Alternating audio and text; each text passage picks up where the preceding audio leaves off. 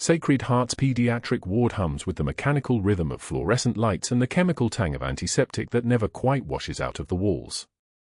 Margaret Walsh moves through the hallway with practiced invisibility, her rubber-soled shoes silent against the linoleum as she pushes the medication cart toward the supply closet. 3 years. She's been here 3 years, competent and unremarkable, the kind of nurse that gets work done without drawing attention. The kind that eats lunch alone in the break room with a Tupperware container and a novel from 2009. Her movements are efficient, economical, a hand reaches for a vial without hesitation, fingers position instruments with the precision of someone who has done this 10,000 times. In her locker, behind the stack of folded scrubs, sits a pair of combat boots. Leather cracked from desert heat. Laces frayed. Mud still dried in the treads from Kandahar, the mud she never quite scrubbed away because some stains matter. She touches them every morning before her shift. Just her fingertips against the cracked leather. Just a moment. Then the locker closes and Margaret Walsh becomes invisible again. Dr. Sterling sweeps onto the unit trailing residents like satellites around a sun. His white coat is pressed, his collar crisp, his smile the kind that's been practiced in mirrors. He knows the unit director by first name. He laughs at his own jokes first. He doesn't glance at Margaret as she stands by the medication cart, and he wouldn't have noticed her if the entire hallway had been empty except for them both. This is how it works at Sacred Heart. The attending physicians command the space. The floor nurses stay in the margins.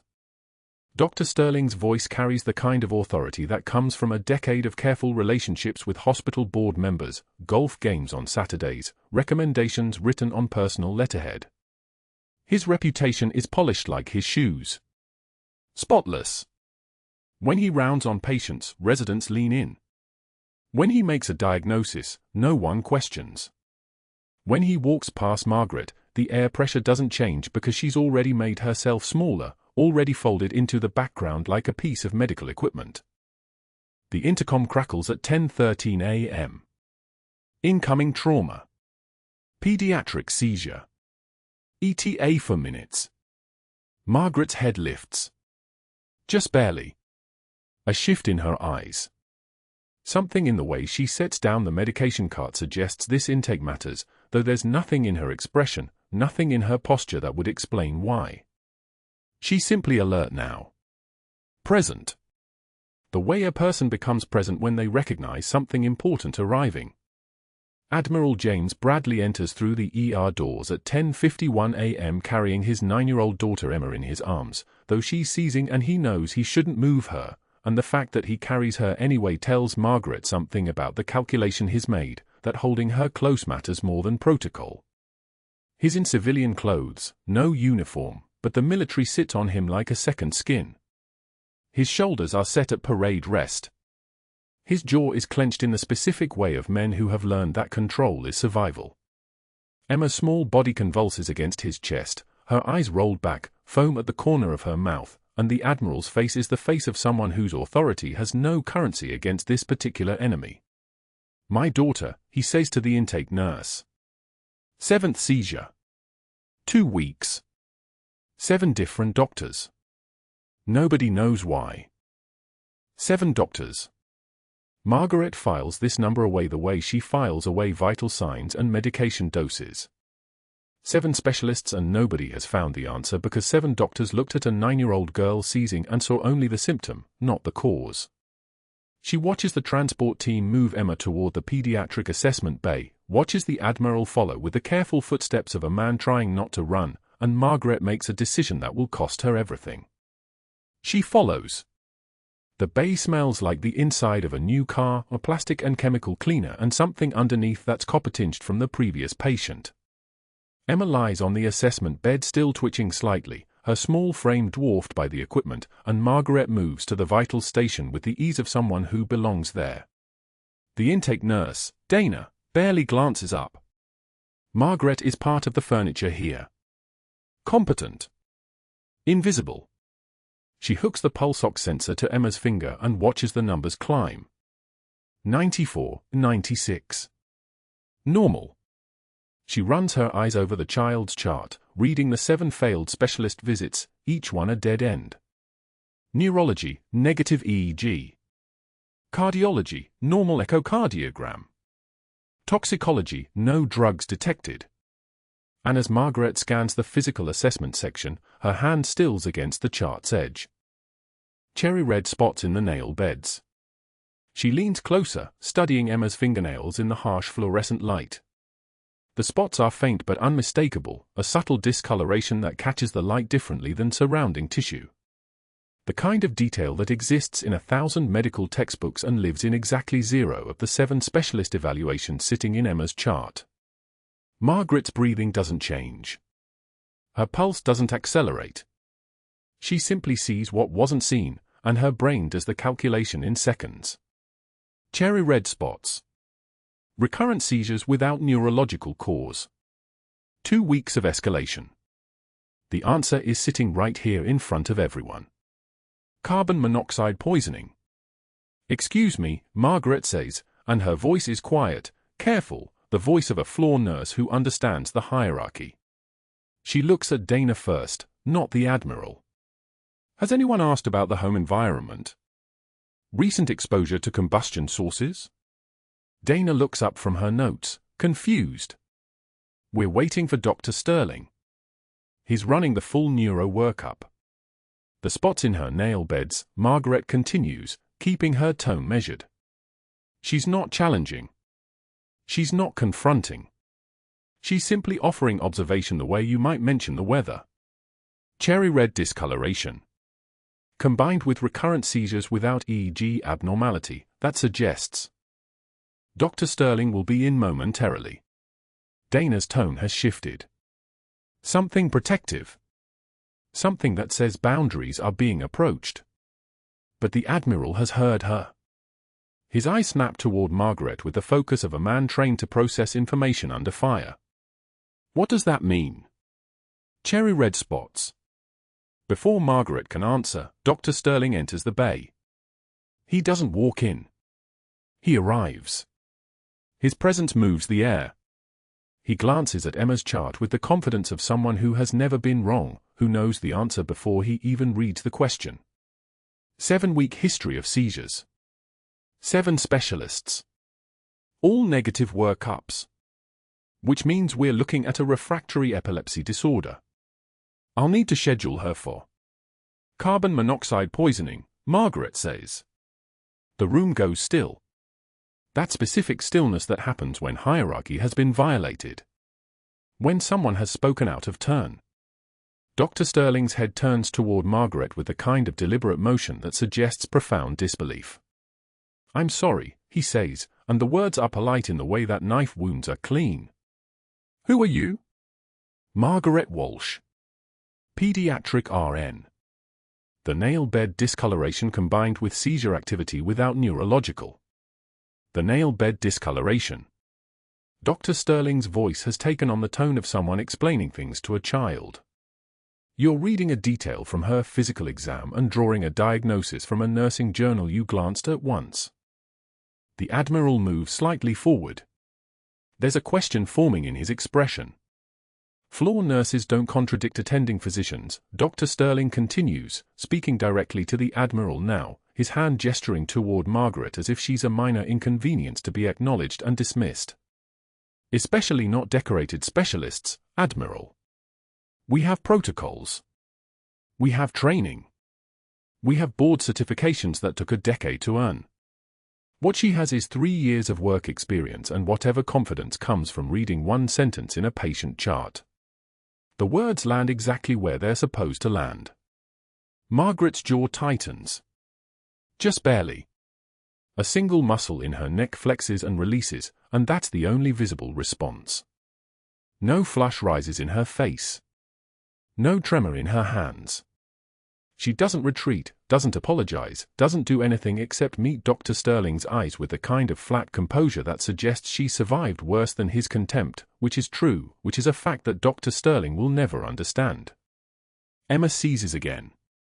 A grand mal seizure that jerks her small body against the bed rails, and there's a moment where everyone moves, nurses, doctors, Admiral, all converging on crisis.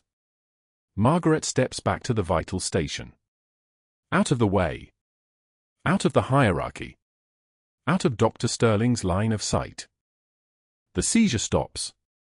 Emma's breathing steadies. And Dr. Sterling orders a second round of EEG testing, a neuroimaging consult, and a pediatric epilepsy specialist referral scheduled for next week, because that's what the protocol demands when you don't see what's right in front of you. Margaret clocks out at 7 p.m. She walks to her locker and sees it before she even opens the door, a sheet of paper pinned to the magnetic board. Unit-wide memo. Her name printed 3 times. The text reads like something written by someone who has never had their hands covered in blood that wasn't their own. Overstepping scope of practice and undermining physician authority, it states. Formal disciplinary action required. Policy retraining mandatory. Dr. Sterling's signature sits at the bottom of the page, the letters looping with the confidence of someone who has never been questioned, never been contradicted, never faced a consequence for being wrong about anything. Margaret reads it once. Doesn't move. Doesn't reach for the paper. Doesn't do anything except stand there with her cardigan in one hand, looking at his name, and then she simply walks away. Past the other nurses, past the equipment, past everything, and that's when she notices they've stopped talking. 3 nurses who were laughing by the charting station 30 seconds ago have gathered their lunches and are leaving the break room in pointed silence. She has 17 years until retirement. The break room smelled like burnt coffee and someone else's decision to leave you alone. Margaret sat at the laminate table, her lunch untouched, listening to the fluorescent lights hum their mechanical dirge above her head. 3 nurses, Jen with the bleached highlights, Carolina who'd smiled at her yesterday, Maria from the night shift rotation, stood by the refrigerator laughing about something. A resident's bad date. Someone's cat allergy. Normal things. Human things. Jen saw her first. Her laugh stopped mid-breath like someone had cut the audio. She turned to Carolina. Carolina's expression shifted, that micropause where the decision happens. Maria gathered her yogurt container and her phone. They moved as a unit toward the door, their shoulders angled away, their conversation resuming only after they'd cleared the threshold. Not a word. Not even a glance backward. The door swung shut with a pneumatic hiss that sounded like finality. Margaret stared at her sandwich. Turkey and mustard on wheat. She'd made it at 5 in the morning when the apartment was still dark and her hands were still steady from muscle memory that didn't fade. 17 years until retirement. She did the math without meaning to, it was something she'd learned in the Navy, always knowing exactly how much time you had left, always counting down like a mission timer. 17 years was 6,205 days. If she picked up shifts like she was planning to, if she stayed late and came in early and made herself invisible except for her competence, those days would pass like a helicopter rotor becoming a blur. She picked up the sandwich. Put it down. Her fingers were trembling. Not from fear. From the kind of calm that comes after you've already survived worse, and knowing it doesn't matter because the people around you will never believe what your hands have done. By noon, a printed sheet was pinned to the unit board in the hallway where everyone passed 17 times a shift. Margaret Walsh. Formal write-up. The words formal and write-up were in bold, as if they needed emphasis for someone who'd read classified operations briefings written by people whose names never appeared anywhere. Overstepping scope of practice. Undermining physician authority. The date was stamped 1,345 hours. Sterling's signature was slashed across the bottom like a knife wound. She read it standing still, her hands at her sides, her jaw moving once as if she might speak to someone who wasn't there. A nurse from pediatrics walked past, someone Margaret had covered for twice, someone whose kids were in Catholic school, and suddenly became very interested in the supply closet. Margaret didn't flinch. She'd learned a long time ago that flinching was a luxury item, something they trained out of you in the field. So she read Sterling's signature and felt nothing move in her face, and when the charge nurse approached from around the corner, Margaret was already turning away, her composure still intact, still locked down like a gate that wouldn't open. That night, Margaret picked up a double. The pediatrics unit was short-staffed, 2 nurses called in sick, which meant overtime for everyone else and hazard pay for the people desperate enough to work it. She was the only one who volunteered. The overnight shift supervisor didn't ask why. She just nodded and added Margaret's name to the board. By 2,100 hours, the unit had settled into that peculiar quiet that comes at night in hospitals, the kind where the only sounds are the mechanical ones, the ventilators, infusion pumps, monitors keeping rhythm like a chorus of artificial hearts. Margaret was in room 7 checking vitals on a post-op patient when she heard the overhead page, and every cell in her body recognized it before her brain caught up. Code blue. Pediatric code. Room 4. She was moving before the page finished, her legs covering the 43 feet from room 7 to room 4 in a time her hands already knew, muscle memory taking over like it was Kandahar and the compound was collapsing again. The doors to room 4 were already open. Emma Bradley was on the gurney, the child's small frame seeming impossibly small, her lips the color of dusk, her respirations 40 and shallow, the desperate gasping that meant the lungs were drowning in their own effort.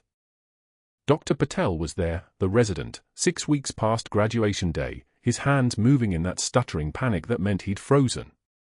His mouth was open. His eyes were wide. Margaret read the vital signs in the chaos the way she'd learned to read entire tactical situations in seconds: oxygen saturation 68 and dropping, heart rate 142 and climbing, chest wall only rising on the right side, the left side still as stone. The neck veins were bulging like they might rupture. The trachea was deviated. Tension pneumothorax. Air trapped in the pleural space, collapsing the lung, crushing the heart. Margaret didn't announce it. She moved to the crash cart and pulled a 14-gauge needle and catheter, her hands moving with the fluid precision of someone who'd done this under fire, who'd done this with mortar rounds incoming and blood on her boots. Second intercostal space, mid-clavicular line, she said, and the words came out in a voice that made Dr. Patel step back like he'd been shoved. She prepped the site with one hand, positioned the needle with the kind of absolute certainty that comes from knowing you're the only person in the room who understands what comes next, and pushed through. The hiss of air escaping sounded like a sigh of relief, and Emma gasped, a real breath, full oxygen, the child's color shifting from blue to something resembling human in the space of 3 seconds. Dr. Patel was staring at Margaret's hands like they'd just performed a miracle instead of a procedure that should have been routine. The resident's mouth was still open. The monitor beeped, a rhythm finally returning, sinus rhythm establishing itself like a heartbeat remembering how to beat. Margaret kept the needle steady, her touch light but absolute, the way you held something that mattered. Admiral Bradley pushed through the doors then, his uniform catching the fluorescent light, his face carved from stone until he saw his daughter breathing, saw Margaret holding steady, saw someone working like this was the only thing that had ever mattered. He stopped in the doorway. His eyes moved from his daughter to Margaret's hands to her face, and something shifted in his expression, not understanding, not yet, but recognition that something had happened here that exceeded the boundaries of what a floor nurse was supposed to know how to do. Margaret didn't look at him. She was focused on Emma, on the needle, on the way the child's oxygen saturation was climbing, 75, 82, 88, 93. Stable. The word moved through her like a mission accomplished, and she realized she needed coffee or she needed to sit down or she needed to remember how to breathe herself. "I'm going on break," she said quietly, and no one stopped her. The break room was empty this time. Margaret sat at the same table, her hands finally trembling now that there was no one to see it except the fluorescent lights and whatever God still bothered to watch over people like her. Emma would be transferred to PQ. Emma would be evaluated.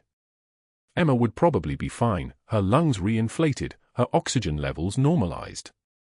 But no one had treated the carbon monoxide poisoning. No one had looked for it. 7 doctors had missed it, and Sterling had silenced the one person who'd seen it, and Emma had crashed because the underlying diagnosis remained untreated, a ticking clock that no one had heard until it exploded. Margaret pressed her palm against the cool table and waited for her hands to stop shaking, knowing they would, knowing that she had more shifts to work and more silence to endure and 17 years to count down in a place where everyone had decided she didn't exist. But that wasn't the worst part. The worst part was knowing that the child upstairs was Admiral Bradley's daughter, and Admiral Bradley had once commanded a submarine that carried men like the one she'd loved, and she couldn't tell him any of it without explaining why she knew so much about trauma medicine and field procedures and how to make split-second decisions that meant the difference between breathing and drowning. The worst part was knowing that her silence had just saved his daughter's life twice, and it still might not be enough. The night shift began like all the others. Margaret moved through Sacred Heart's pediatric ward at 2,247 hours, the fluorescent lights casting shadows that made everything feel suspended, like time had wait here in the darkness. Monitors beeped in steady rhythm. Ventilators wheezed their mechanical lullabies. The ER smelled of antiseptic and something else underneath it, something like fear and hope mixed together. Emma slept in the corner room, her small chest rising and falling, her father having finally left an hour ago to shower and change in the locker room downstairs. The Admiral had thanked Margaret before he left, his jaw tight with the kind of gratitude that men like him didn't always know how to speak aloud. She'd only nodded. Said nothing. The kind of nothing that held everything. At 0314 hours, Emma stopped breathing right. Margaret heard the change before she saw it, a catch in the ventilator's rhythm, a hitch in the pattern of air moving in and out. She was in the room in footsteps. The attending resident, a young man named Reeves who'd spent the evening checking his phone, was standing at the foot of the bed looking at his notes. He looked up slowly, not quite registering that something had changed. Emma's oxygen saturation was dropping. 88, 84. 79, the numbers falling like stones down a well. Margaret's hands moved without thought, without permission, without the formality of asking a physician to notice his patient was dying. Years of working compounds under fire had taught her that hesitation was a luxury reserved for people with time. "Get me the ultrasound. Now." Her voice didn't ask. It commanded. Reeves stared at her. "I'll call. Now, doctor." She didn't wait for him to move. She was already at the crash cart, pulling open the compartment, her fingers finding exactly what they needed, a 14-gauge angiocath needle, the kind she'd used in field conditions when there was nothing else between a soldier and suffocation. Her hands were steady as surgical lasers. No tremor. No hesitation. Just the absolute certainty of someone who had done this 100 times in conditions 1,000 times worse. She found the second intercostal space, midclavicular line, the textbook location, and felt for the landmarks her body remembered. The needle went in. The hiss of air escaping. Immediate. Unmistakable. The sound of a child's collapsed lung decompressing, of pressure releasing, of life returning. Emma's oxygen saturation climbed. 82, 88. 91, stable. The ultrasound tech stood in the doorway, unit still in her hands, staring at Margaret with an expression somewhere between shock and something that might have been awe. Reeves had his hand over his mouth. The silence in that room was so complete you could have heard the fluorescent hum like a note of music. Margaret stepped back from the bed, her breathing controlled, her expression unchanged. She was already writing the procedure in the chart when the weight of what she'd just done began to settle into the room like weather. Tension pneumothorax. The complication nobody had anticipated. The thing that happens when a child inhales carbon monoxide, when the poisoning goes undiagnosed, when the lungs are already damaged and no one thinks to look for secondary trauma. Margaret had known. The moment Sterling had dismissed her, the moment she'd been humiliated, the moment she'd been written up, she'd known something like this could happen. She'd known because she'd seen it before in bodies broken by things no one expected. She'd known because at senior chief petty officer rank you learned to see the patterns that civilians missed, the cascading failures that started with one dismissed observation and ended with a child's lung collapsing in on itself. Dr. Sterling arrived at 03 for 7 hours with his hair uncombed and his shirt only half-tucked, called from home by a resident who knew exactly who needed to know. He came through the ER doors like a man expecting a different kind of crisis. His eyes moved across the monitors, across Emma's stabilized vitals, across Margaret standing at the nursing station writing notes in her careful, precise hand. His face went through several expressions in rapid succession. Confusion. Recognition. Darkening. His voice, when it came, was very quiet. Who performed the decompression? Nobody answered. That silence was different from the silence in Emma's room. This one had edges. Rees pointed at Margaret without quite meeting her eyes. Sterling's gaze landed on her like a physical weight. He crossed the floor in 7 steps, his movements precise and controlled, his jaw set in a line that made the attending resident step backward involuntarily. She'd seen this posture before, not in military contexts, but in boardrooms where power was currency and someone had just spent it without asking permission first. My office. Now. She didn't move immediately. She finished writing the procedure note. Documented the time. Added her name and her license number. Each letter was a sentence. Each notation was a statement. Then she put the pen down, turned to face him, and met his eyes with the kind of steady regard that comes from having looked down worse things than an angry physician. She stood. She was perhaps 4 inches shorter than him, but in that moment she seemed to occupy more space, to displace more air, to be more solid and real than the man standing in front of her. The hallway outside Emma's room was quieter than the room itself had been. Sterling closed the door behind them with a deliberation that suggested great control. When he spoke, his voice was soft, which was worse than if he'd shouted. You performed a surgical procedure without physician authorization. I saved her life. You violated every protocol in this hospital. He stepped closer, his breathing controlled but his eyes sharp as broken glass. That's a physician-level intervention. You could have killed her. She was dying. The resident was frozen. Someone had to act. You're a nurse, Margaret. A floor nurse. You don't make those decisions. He leaned in, close enough that she could smell the shower soap on him, the remnants of sleep on his clothes. You just ended your career, Maggie. And you did it in front of witnesses. You did it documented. You gave me everything I need. She didn't respond. Didn't flinch. Didn't look away. The trembling wasn't fear. If he could have read what was underneath her composure, he would have understood that he was standing in front of someone who had already sacrificed everything that mattered and found a new way to matter anyway. But he couldn't read that. He was too busy planning. By 06:30 hours, Dr. Sterling had made 4 phone calls. The first was to Robert Chen, the hospital board chairman, golfing buddy, investment partner, a man whose net worth made Sterling's 6-figure salary seem like pocket change. Sterling explained the situation in terms of liability exposure, litigation risk, the legal nightmare of having a rogue nurse performing unauthorized surgical procedures, the possible consequences if something had gone wrong. By the end of the call, Chen had already assured him that this would be handled appropriately, professionally, permanently.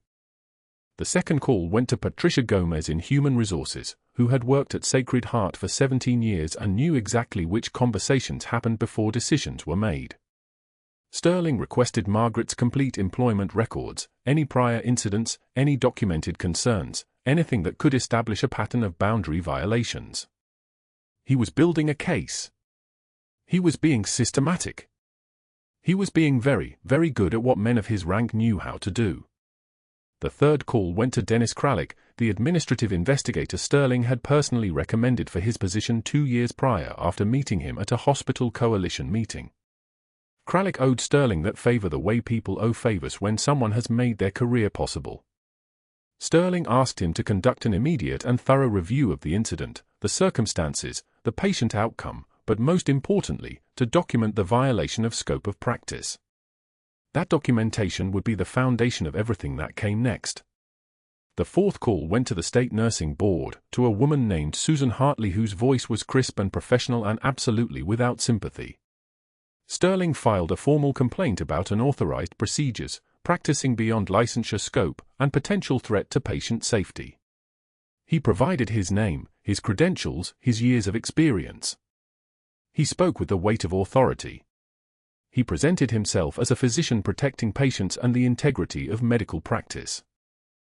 No one asked him about the carbon monoxide poisoning that had gone undiagnosed for 7 days. No one asked him about the child who would have died if the needle decompression hadn't happened. No one asked him about the observation that a floor nurse had made in front of an admiral, an observation he'd destroyed because she'd made him look like he wasn't as brilliant as he'd constructed his entire life around being. Margaret was called to the director's office at 1,400 hours. The security guard was waiting outside, his radio hanging from his belt, his expression carefully neutral. She already knew what was coming.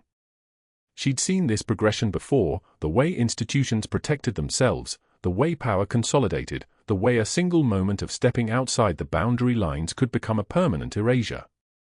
The director didn't quite meet her eyes when Margaret walked in. That was the moment she knew it was completely done. "Your employment is terminated effective immediately," the director said, reading from a statement prepared for her, words that didn't come from her own conviction but from layers of instruction descending from Sterling through Chen through HR through the legal department. Gross violation of clinical protocols and practicing beyond licensure scope. "I saved a child's life. That's not the issue here. The issue is authorization and scope." The director's voice was careful, rehearsed. "We've arranged for you to collect your personal items under security supervision.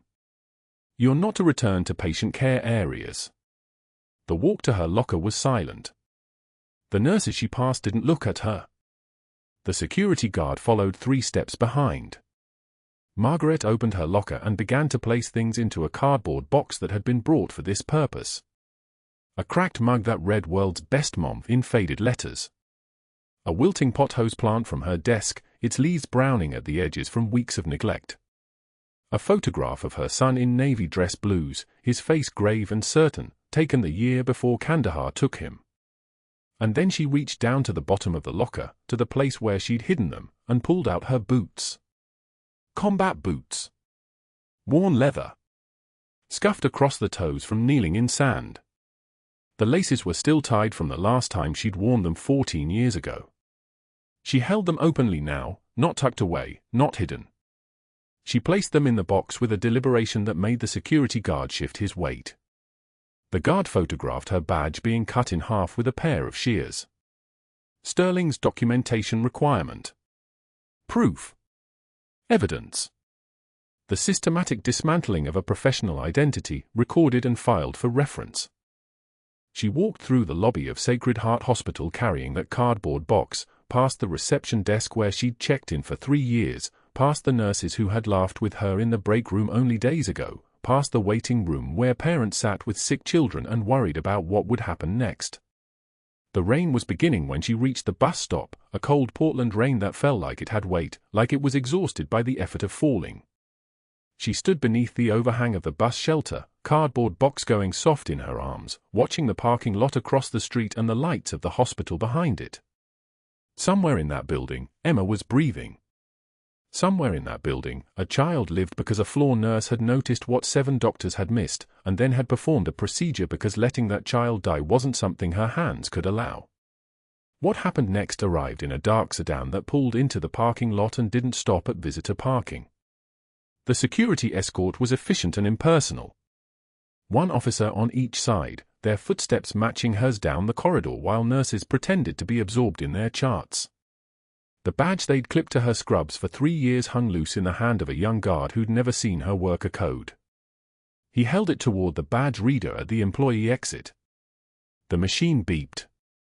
Then another officer produced a laminator and fed the badge into it slowly, deliberately, while Margaret watched her name and photograph compress and darken under the heat. The card emerged creased and useless. The second officer snapped it in half across his knee. Documentation. Proof of erasure. Her termination letter was already pinned to the employee bulletin board with Dr. Sterling's signature pressed so hard into the paper it had nearly torn through. Gross violation of clinical protocols. Practicing beyond licensure scope. Unauthorized procedures. The words blurred as she'd read them that morning, her thumb still tracing the indent of his pen. Now she stood at the bus stop on Morrison Street with everything she owned folded into a cardboard box. The rain came down in sheets. The box was dissolving.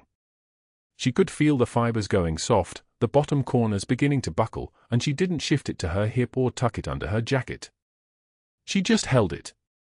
The mug that read a world's best month pressed against her ribs. The pothose plant, wilting, losing soil through drainage holes, tilted at an angle. The photograph was underneath everything. She could feel its edges digging into her palm. Her son in dress blues. Petty Officer First Class Michael Walsh. 24 years old. That uniform was the last photograph ever taken.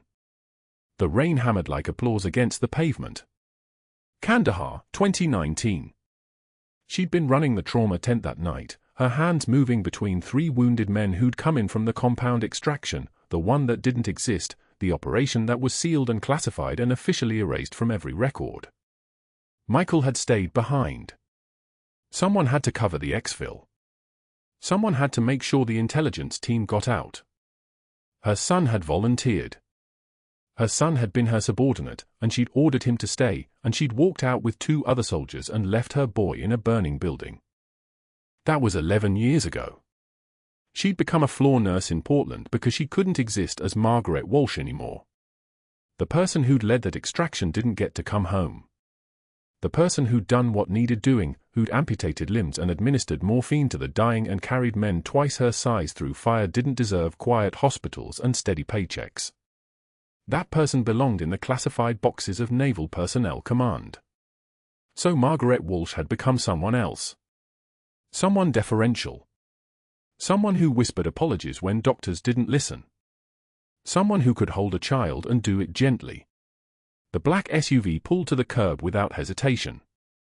Admiral Bradley stepped out in full dress uniform, medals arranged down his chest like a constellation. Emma held his hand, her small fingers wrapped around his pinky.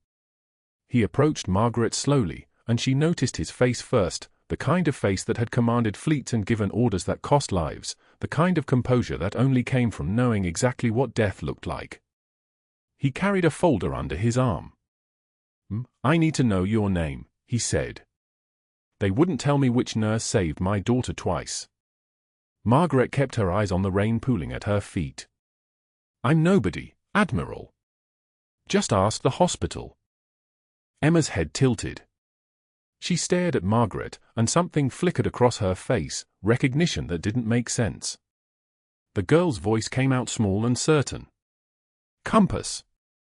Margaret's head snapped up. The Admiral's skin went white.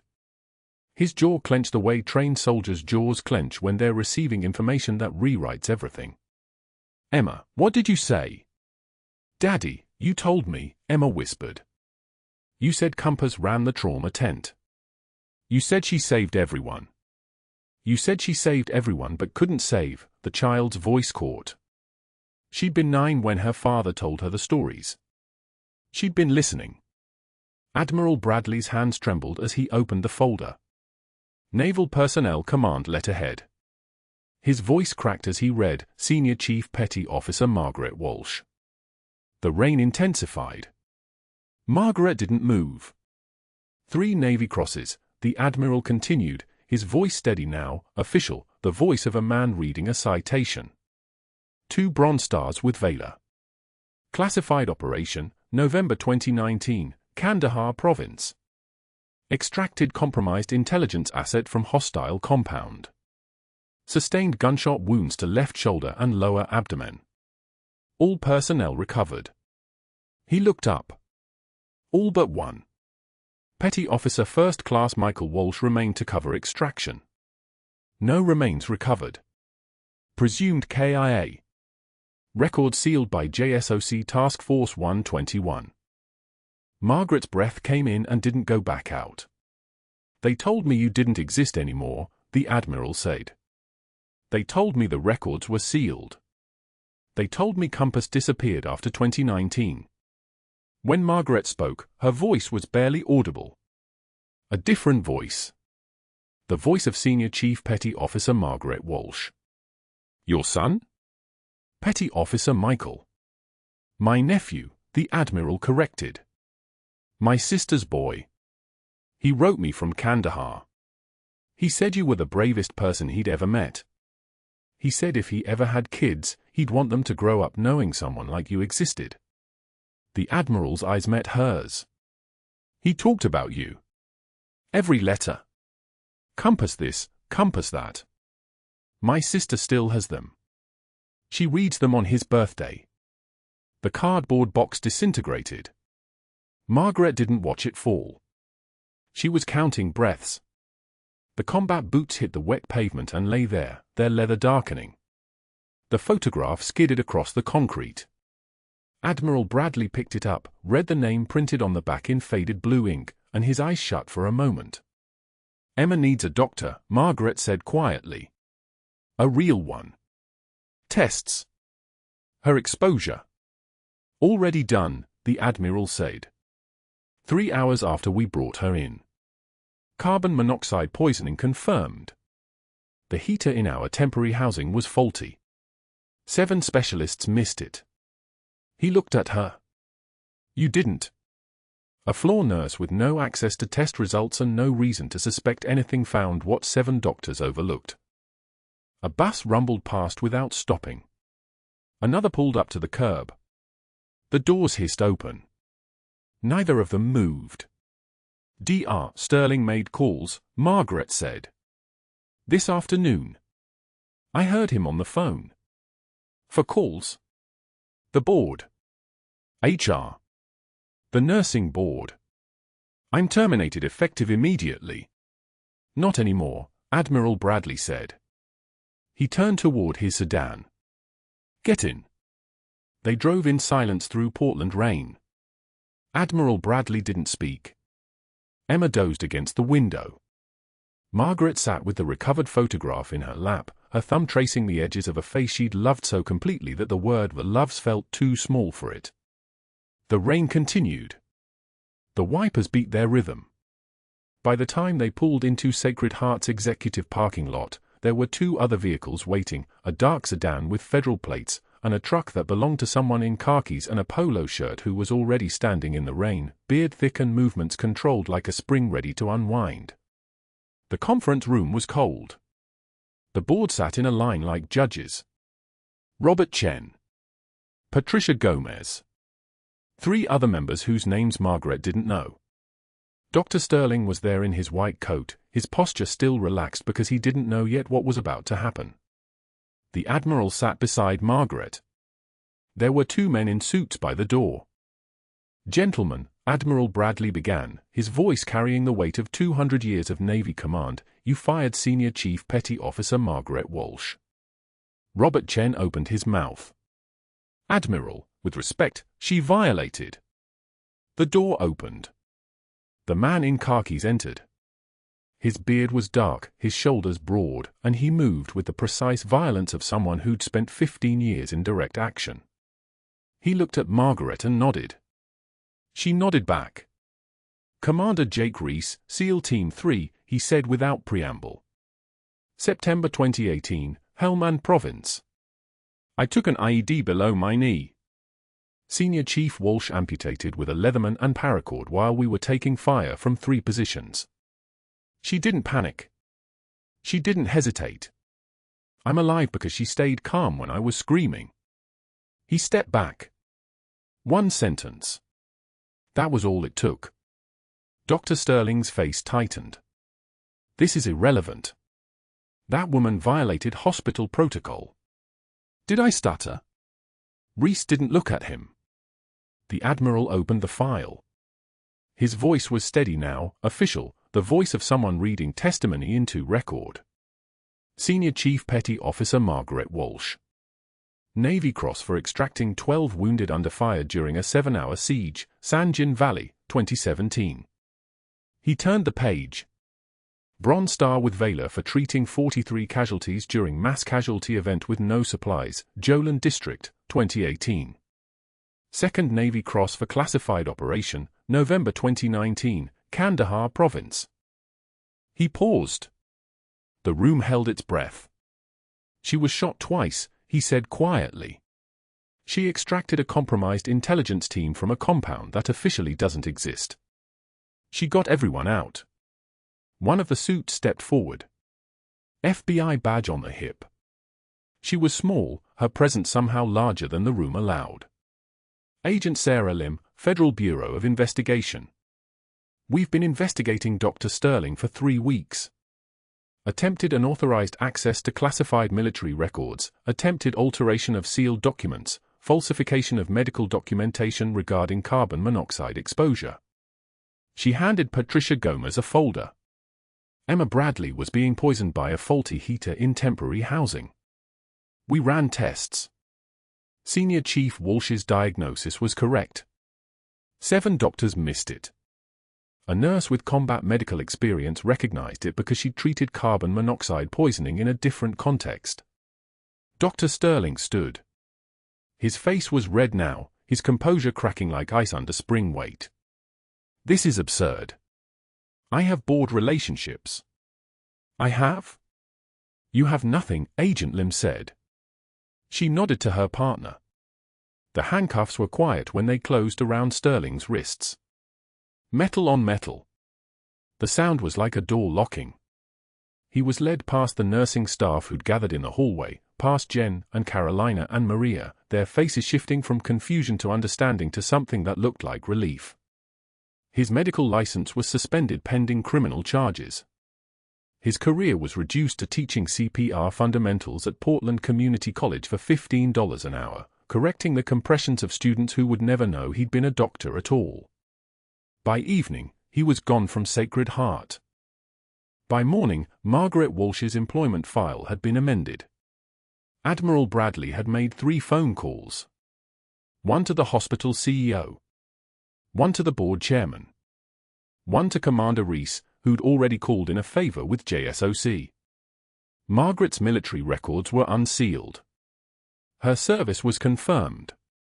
Her rank was restored, at least in the eyes of people who mattered. By noon, she was offered the position of Director of Emergency Medical Services at Sacred Heart, the first person in the hospital's history to hold the title. The office had a window overlooking the city. Her combat boots would rest in the corner, visible to everyone who entered. The photograph of Petty Officer First Class Michael Walsh in dress blues would sit on her desk, finally visible. No more pretending. No more hiding. Sometimes the bravest warriors carry stethoscopes, not guns. 3 months later, Margaret Walsh walked through Sacred Heart's main entrance wearing business casual, her hospital ID badge clipped to her belt, Margaret Walsh, Director of Emergency Medical Services. The nursing staff applauded as she passed the station where she'd once been invisible. Jen approached, eyes down. Senior Chief, I'm so sorry. We didn't know.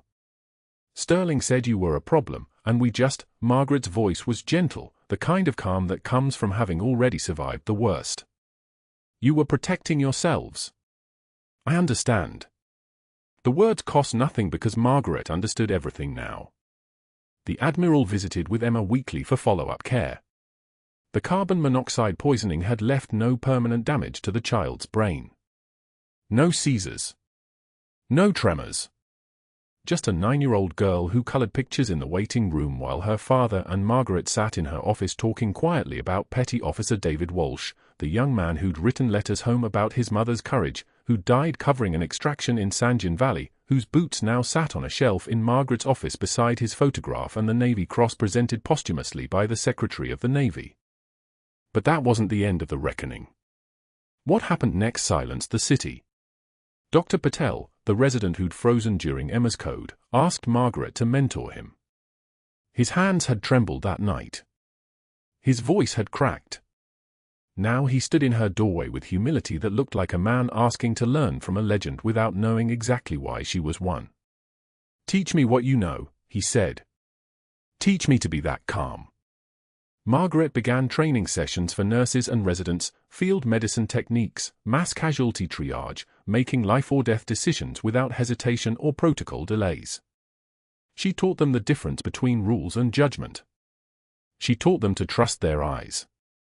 She taught them to listen to the quiet voices in the room. The hospital CEO attended one training session. He stayed for 3 hours, watching Margaret demonstrate a tourniquet application with the precision of someone who'd actually used one to save a life in the field. His face went white when she showed them the video of Emma's nail beds, the cherry red spots magnified on screen, and explained how a single detail missed by 7 specialists had nearly killed a child. Then the trial made local news. Dr. Sterling's attorney argued he was protecting the hospital from liability, that Margaret's military record was sealed for legitimate reasons, that accessing it was necessary due diligence. Sterling himself sat in the courtroom wearing his best suit, the kind of navy wool that cost $1,700, his jaw clenched because he finally understood that he'd fought the wrong enemy. The jury deliberated for 40 minutes. Just 40 minutes. They came back with guilty on all counts: falsifying medical records, filing false complaints with the state board, obstruction of justice, and attempting to interfere with a federal personnel file. His punishment arrived like a period at the end of a sentence: 18 months probation, his medical license permanently revoked, and employment teaching CPR fundamentals at Portland Community College for $15 an hour. The irony was exquisite. Sterling, who'd spent 2 decades cultivating relationships with hospital board members, who'd golfed with the chairman, who'd mentored residents and built a reputation as the region's finest neurologist, would now teach teenagers how to do chest compressions on a plastic dummy named Annie. $15 an hour. The same wage as a parking lot attendant. The same wage as someone with a GED and no ambition. Margaret didn't attend the sentencing. She was working a code in the ER, her hand steady as a surgical laser, her voice calm, teaching a terrified intern named Rodriguez how to perform a needle decompression at the second intercostal space, mid-clavicular line. "Trust your training," she said, her voice dropping an octave lower than anyone had heard before. "Trust yourself." Rodriguez's hands shook.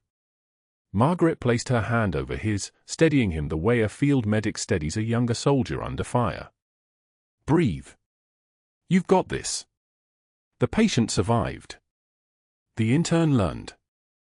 And somewhere in the city, a jury delivered a verdict that changed nothing for Margaret except permission to be seen.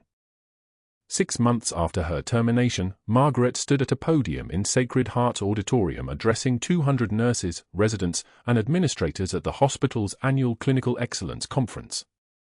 The room smelled like industrial coffee and nervous anticipation. Admiral Bradley introduced her, his uniform immaculate, his voice steady with the authority of someone who commanded respect by existing. Senior Chief Petty Officer Margaret Walsh is living proof that the best medicine happens when we recognize expertise wherever it appears, regardless of rank, regardless of title, regardless of the hierarchy we think protects us. The room went so quiet you could hear the ventilation system hum. Margaret's speech was brief, practical, focused on the 7 signs every provider misses in carbon monoxide poisoning. She showed them nail beds. She showed them the labs. She explained the mechanism, how carbon monoxide binds to hemoglobin with an affinity 210 times higher than oxygen, how tissue starves slowly while the victim seems normal, how a seizure is sometimes the first sign that death has already started. She talked about the difference between protocol and judgment. She talked about why listening to the quiet voices sometimes saves more lives than following the loud ones. She didn't mention Sterling. She didn't mention her firing. She didn't mention the rain or the box or the boots in her arms. She simply said, "Emma Bradley is alive because I looked at her hands." The standing ovation lasted 3 minutes. Nurses stood. Residents stood. The CEO stood first, his hands coming together like someone applauding the return of something precious that had been lost. Afterward, Emma Bradley approached with a drawing, crayon on white paper, a nurse with a stethoscope standing beside a soldier with a rifle. Both labeled heroes in careful letters Emma had practiced. Margaret kneeled, her eyes wet for the first time in a public space, because some tears are not weakness. Some tears are permission. "Can I keep this?" Margaret asked. Emma nodded, her small hand reaching up to touch Margaret's face. "Daddy says you saved him too. He says he needed to remember what brave looks like." The child's voice was simple and absolute, the way children understand truth before adults teach them lies. That evening, Margaret returned to her office and placed the drawing next to her son's photograph, next to his combat boots, the leather worn soft from 3 tours, laces still caked with dust from Kandahar, next to the Navy cross she never wore but always carried. The plaque installed that morning by the hospital CEO read, "Margaret Walsh, Director of Emergency Medical Services." The words looked official now. Permanent. True. Her phone rang at 11:06 p.m. A mass casualty incident. A bus accident on Interstate 5. 7 vehicles. Incoming trauma. Margaret grabbed her jacket and moved toward the ER, her stride purposeful, her hand steady, her voice already shifting to command mode as she called out assignments. "Dr. Patel, you're with me in Bay 1. Rodriguez, set up for compound fractures. Get me 2 large bore 4s, type O negative, and someone who can start a second for while we're running. Move." "No, please." No apologies. Just orders delivered with the calm authority of someone who'd made life-and-death decisions under actual fire. The ER erupted into controlled chaos. Sirens wailed outside like artillery in the distance. Ambulances arrived in sequence, 3 minutes between each one, just enough time to stabilize and transfer but not enough time to breathe. A young nurse, new, first week, asked nervously at the admit desk, "What do I do? Where do I?" Margaret didn't slow her pace as she passed. "Follow me. I'll show you." The nurse followed her into the trauma bay where a 43-year-old man lay with crush injuries to both legs, his blood pressure already bottom fishing at 68 systolic, his breathing rapid and shallow. Margaret's hands moved on their own muscle memory from a decade ago, from a compound in Kandahar where a team of 8 Marines had been pinned in a collapsing building and she'd done triage in the dust with nothing but pressure dressings and will. 2-liter bolus, wide open, she commanded. Type O running. Get me a Reboa catheter and set up for resuscitative hysterotomy prep. The resident, a woman named Chen with fear in her eyes, looked at Margaret like someone looking at a legend.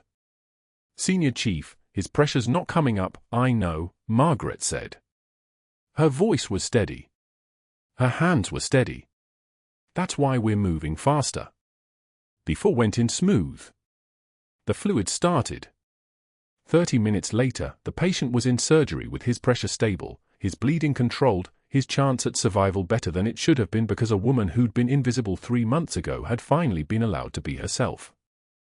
The hospital doors stood open behind her, the chaos of the ER framed in the distance, Margaret's silhouette steady in the center of it all. The closing shift supervisor called out, "Walsh, incredible work tonight." Margaret didn't acknowledge it. She was already moving to the next patient, the next crisis, the next person who needed someone brave enough to trust their own eyes and their own hands. The younger nurses watched her move through the ER the way soldiers watch their senior chief move through a firefight, with the kind of respect that doesn't need words, that lives in the body's automatic response to someone who knows exactly what they're doing. This was who Margaret Walsh had always been. This was just the moment the hospital finally got to see it. If you've ever been underestimated at work, if you've ever held expertise that nobody wanted to hear, like this video and subscribe. The best stories are the ones about people who refuse to stay invisible. Comment below, have you ever been right when everyone else was wrong? How did you handle it?